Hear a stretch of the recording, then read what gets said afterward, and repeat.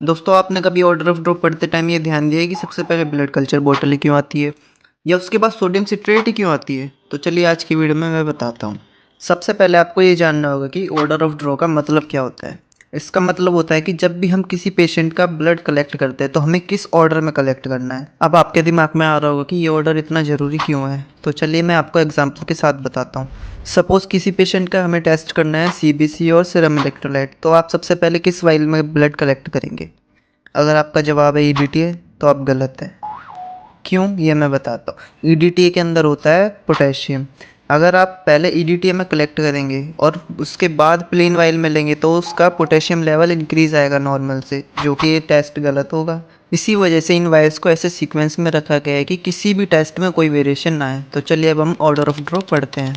सबसे पहले आती है ब्लड कल्चर बोतल। ये पहले इसलिए आती है क्योंकि हमें इसके अंदर एकदम स्टेराइल ब्लड चाहिए होता है, और ये दो टाइप की होती हैं, एरोबिक और एनारोबिक। ब्लड कल्चर बोतल हमारे ब्लड में अगर कोई भी बैक्टीरियल इन्फेक्शन होता है तो उसे डिटेक्ट करने के काम आती है। सेकंड नंबर पर आती है हमारी सोडियम सिट्रेट, जो कि कोगुलेशन स्टडीज़ के लिए यूज़ होती है, जैसे कि पीटीआईएनआर, एपीजीटी, डी डाइमर, जो भी हमारे क्लॉटिंग फैक्टर्स होते हैं 13, उनकी स्टडीज़ के लिए यूज़ होती है। इसमें सैंपल लेते टाइम हमें गिवन मार्क तक ब्लड लेना बहुत ज़रूरी है, वरना टेस्ट में पक्का वेरिएशन आएगा। थर्ड नंबर पर आती है प्लेन वाइल, जो कि रेड कलर की होती है। इसके अंदर कोई भी एंटीकोगुलेंट नहीं होता। इस वाइल से हमें सीरम मिलता है, जो कि बायोकेमिस्ट्री के जितने भी रूटीन के टेस्ट हैं वो सारे हो जाते हैं, जैसे कि एलएफटी, केएफटी, लिपिड प्रोफाइल, और भी सीरोलॉजिकल टेस्ट हैं जैसे कि एचआईवी, वीडीआरएल, टाइफाइड वगैरह। जो भी टेस्ट है वो सारे इससे हो जाते हैं। फोर्थ नंबर पर है एसएसटी, सीरम सेपरेटिंग ट्यूब। इसके अंदर सिलिका जेल प्रेजेंट होता है, जो कि आरबीसी को अपने साथ बाइंड कर लेता है, और सीरम होता है वो अपने आप ऊपर आ जाता है। इसका ज़्यादातर यूज़ हम हार्मोन्स और विटामिन टेस्ट के लिए किया जाता है, और लेकिन जो भी बायोकेमिस्ट्री के टेस्ट होते हैं वो सारे भी इससे परफॉर्म किए जा सकते हैं। 6 नंबर पर आती है हमारी हेपेरिन वाइल, जो कि दो तरीके की होती है, सोडियम हेपेरिन और लिथियम हेपेरिन। अब सोडियम हेपेरिन का यूज़ क्या है? अगर हमारे पास कहीं ब्लड कल्चर बोतल अवेलेबल नहीं है तो हम सोडियम हेपेरिन के अंदर भी उसका सैंपल ले सकते हैं।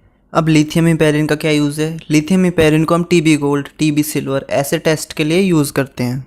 अब इसके बाद आती है हमारी ईडीटी वाइल, जिसकी फुल फॉर्म है इथाइलिन डाइएमाइन टेट्राइक एसिटिक एसिड। ये वाइल हमारे हेमेटोलॉजिकल टेस्ट को परफॉर्म करने के लिए यूज़ की जाती है, जैसे कि CBC, ESR, blood group, HbA1c, HPLC, ये अमोनिया का टेस्ट हो गया। और सबसे लास्ट में आते हैं हमारे सोडियम फ्लोराइड, जो कि ग्लूकोज लेवल को चेक करने के लिए यूज़ करी जाती है। और इसके अलावा कुछ और टेस्ट है जिनके लिए यूज़ करी जाती है, जो कि लैक्टेट और इथेनॉल। अगर आपको ये वीडियो अच्छी लगी तो हमारे चैनल को सब्सक्राइब करें, लाइक करें और शेयर करें। धन्यवाद।